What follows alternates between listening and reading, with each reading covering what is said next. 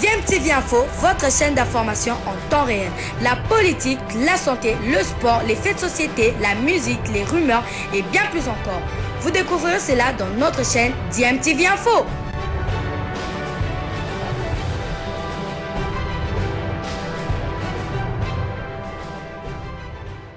Vous êtes sur DMTV, bonjour ou bonsoir, tout dépend de l'heure à laquelle vous nous suivez. Tout plaisir est pour nous de vous retrouver, mais surtout de savoir que vous êtes nombreux en train de suivre votre chaîne YouTube DMTV. DMTV qui vous propose l'actualité, mais vous propose également des analyses et des réflexions sur des sujets d'actualité, sur des faits sociaux ou tout simplement sur des réalités que nous observons ici chez nous en République démocratique du Congo. Vous savez, le gouvernement Sama Lukonde a enfin été investi par l'Assemblée nationale et s'en est suivi les remises et reprises dans différents cabinets du gouvernement Sama Lukonde, remises et reprises avec le gouvernement Sylvestre Ilunkamba. Et enfin, le vendredi 30 avril 2021, il s'est tenu ici à Kinshasa ce premier conseil des ministres présidé par lui-même le chef de l'État Félix Antoine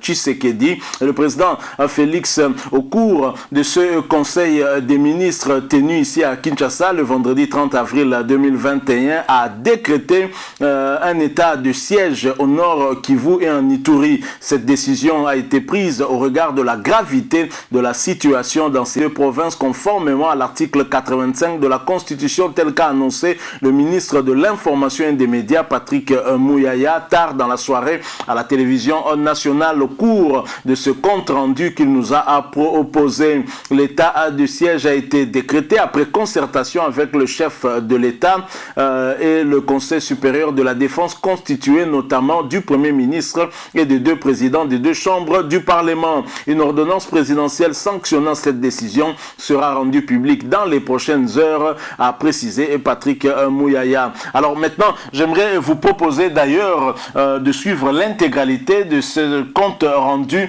de cette réunion du Conseil des ministres, le tout premier du gouvernement Sama Lukonde. Ensuite, nous allons revenir, je l'ai dit, avec une décision importante, c'est que le chef de l'État va décréter, et une ordonnance sera signée sous peu, un état de siège dans les provinces de l'Ituri ainsi que du nord Kivu. Je rappelle que vous suivez votre chaîne YouTube DMTV. Si vous n'êtes pas encore abonné, s'il vous plaît, abonnez-vous et n'oubliez pas d'activer la notification en cliquant sur cette petite cloche qui va vous permettre de ne plus rien manquer de vidéos que nous allons vous proposer. Suivant ce compte rendu, l'information et média Patrick Muyaya, nous nous retrouvons près.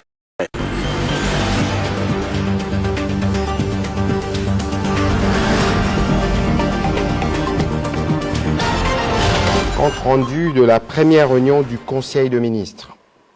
Son Excellence, Monsieur le Président de la République, chef de l'État, Félix Antoine Tshisekedi Tshilombo, a présidé exceptionnellement en présentiel ce vendredi 30 avril 2021 la première réunion du Conseil de ministres à la suite de la nomination et de l'investiture du gouvernement de la République dirigé par son Excellence M. Jean-Michel Sama Lukonde Kyenge, Premier ministre.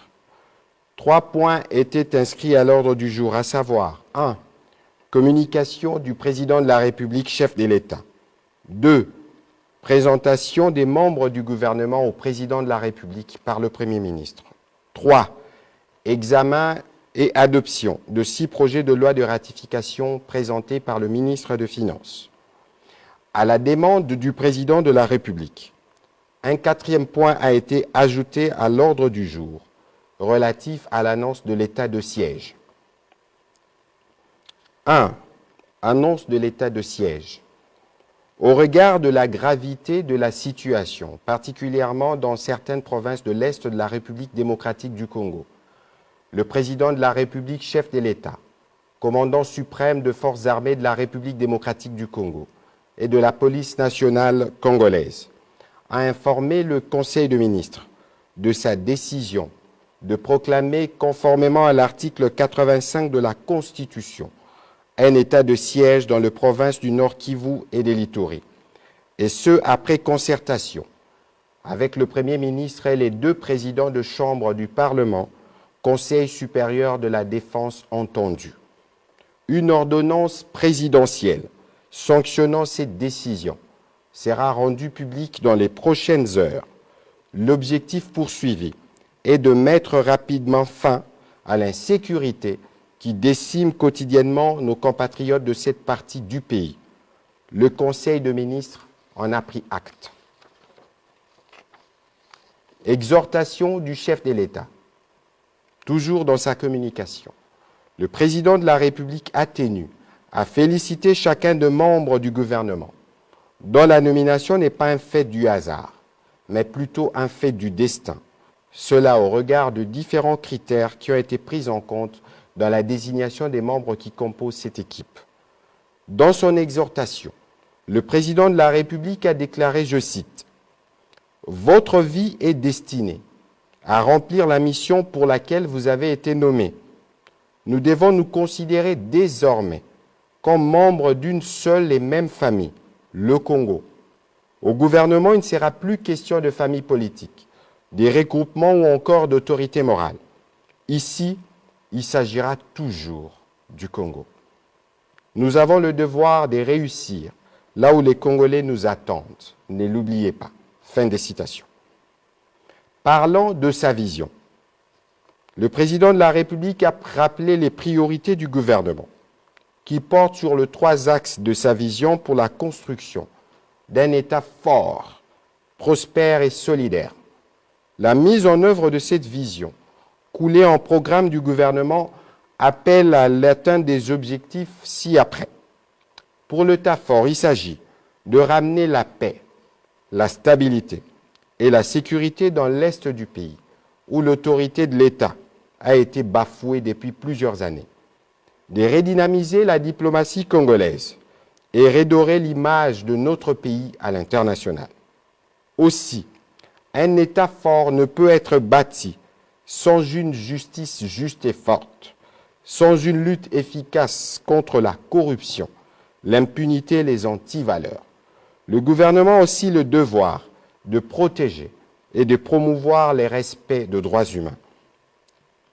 Pour un État prospère, il s'agit d'assainir la gouvernance dans la gestion de ressources naturelles, des entreprises du portefeuille et des finances publiques, d'améliorer les climats des affaires, de promouvoir l'entrepreneuriat ainsi que la classe moyenne et enfin, de diversifier l'économie en vue de créer les conditions d'une croissance inclusive.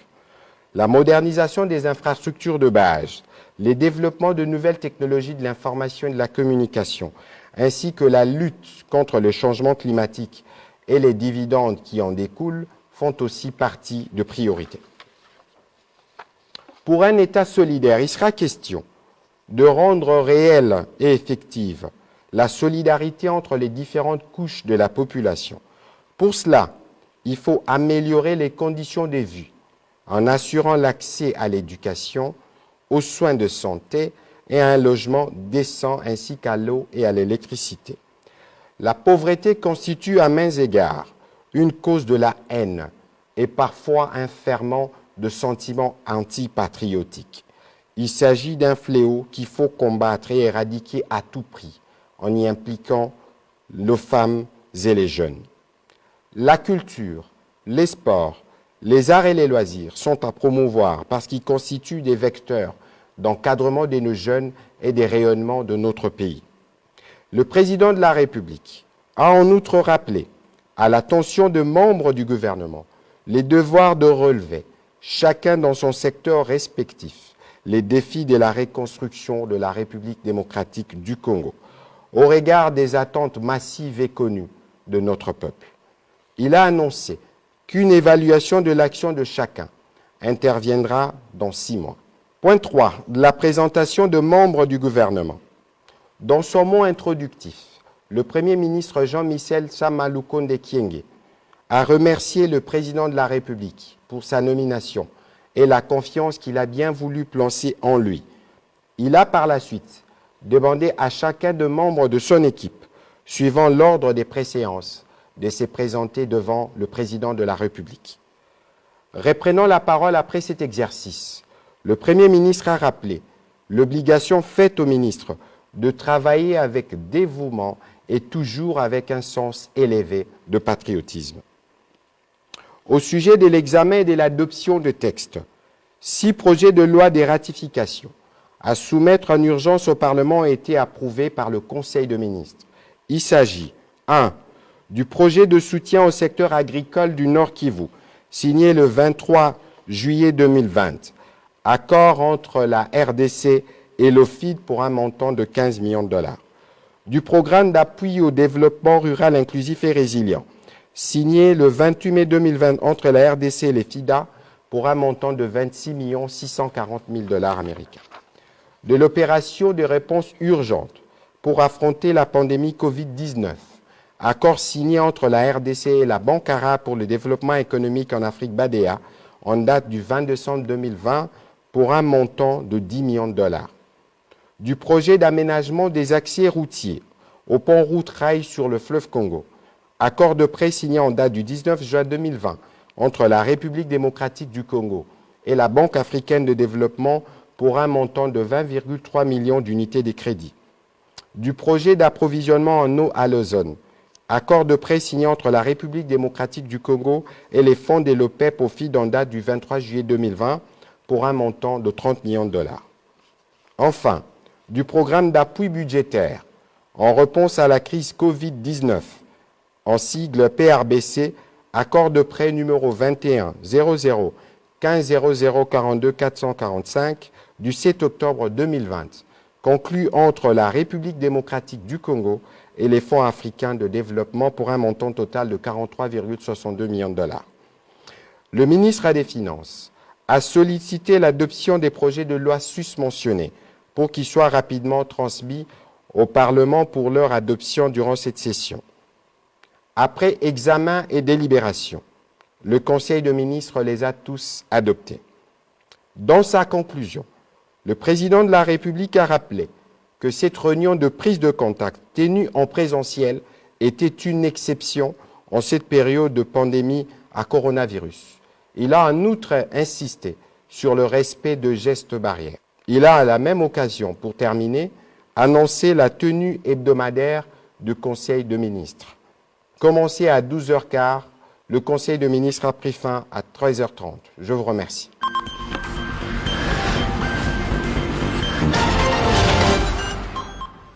Voilà, nous sommes de retour, vous l'avez suivi, ce compte rendu du premier conseil des ministres, lu par son Excellence, le ministre de l'Information et Médias, Patrick Muyaya. Une décision importante pour répondre justement à cette problématique d'insécurité à l'est du pays, notamment au Nord Kivu ainsi qu'en Ituri. Le chef de l'État a fait part de sa décision de décréter dans les jours qui viennent au travers une ordonnance un état de siège. Mais finalement, c'est quoi un état de siège? Alors, un état de siège est un dispositif juridique généralement mis en œuvre par le gouvernement en cas de péril imminent. Par exemple, en cas d'insurrection armée ou invasion étrangère pour la nation, bien entendu. Il comprend plusieurs dispositions, à savoir l'armée remplace la police pour la sécurité publique. Certaines libertés de l'État de droit, circulation, manifestation, expression sont fortement restreintes. Les médias sont sous contrôle. Un couvre-feu entre en vigueur sur le territoire concerné par l'état de siège.